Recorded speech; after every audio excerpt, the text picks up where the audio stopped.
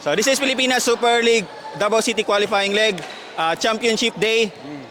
So nahuman na itong mga games na nun. Atong is istoryahon si Coach PG Simon atong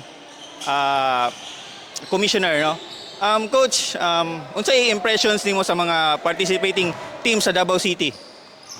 First and foremost, gusto ko magpasalamat sa our Heavenly Father kay gitagaan jud tanyag very successful nga liga diri sa Davao, ang wala gyud hurt nga maski isa. And then ang about naman sa tong liga, very entertaining kay very balanced ang atong mga teams.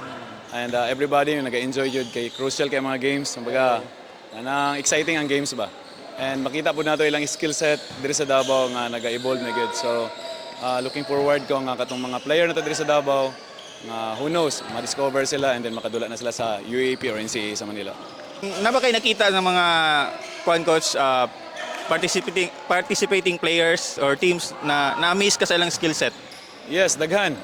Especially sa Holy Child, sa Max team, sa RMC team, of course sa NTV Wolves. Daghan kayo kung nakita na pwede na gid yung mga bata. And then ang skill set nila sa ilang edad, makaingon ko na gamay na lang na fine tuning para unsa na sila. Pwede na sila magatug Manila.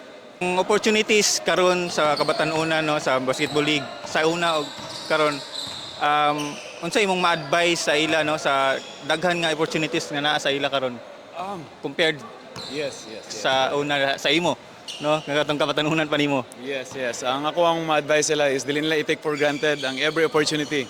Kumbaga every na chance nga hatag sila, i-give gyud nila lang best kay daghang kinagatanaw, dili lang kita diri sa Davao, di ba? So who knows, masig isa ka beses lang ka makita nila imong character, imong skill set, imong attitude, and then who knows, isa ka game lang ka diri, makita ka sa taga Manila, kuhaon din ka. So muna very crucial na hatag nimo for imong best. And then coach, ang kanang mga napildi, no, lalo na katong sa championship game, ikaw na siguro sa championship napildi pud ka, di ba? Yes. Unsa imong ma-advise sila kung unsaon pag-cope nila sa kapildihan going to another league? Yes, katong sa mga naging runner-up sa tuwa, siyempre, dili man gyud na, ang feeling man gyud na medyo down man gyud ka. Pero siyempre gusto na ko i-encourage sila na dili sobra kababa po nilang emotion kay dugay ka makabangon. So balance lang gud, nalang gyud sa middle kay para wa mo kay choice. And then sometimes in losing mas daghan kag ma-learn. Sometimes in losing diha ka mag-improve. So dapat i-figure out nimo unsa dapat nimo i-improve, and then starting tomorrow, di ba, hard work ulit, discipline. Yes.